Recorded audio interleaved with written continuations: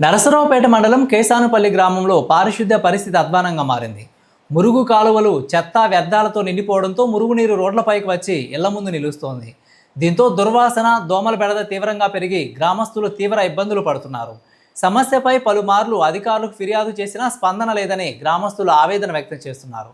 వెంటనే కాలువలను శుభ్రం చేసి బ్లీచింగ్ చల్లి పారిశుద్ధ్య చర్యలు చేపట్టాలని వారు డిమాండ్ చేస్తున్నారు. ఎంపీడీఓ టీవీ కృష్ణకుమార్ స్పందిస్తూ త్వరలోనే కాలువలు శుభ్రం చేసి అవసరమైన చర్యలు తీసుకుంటామని తెలిపారు.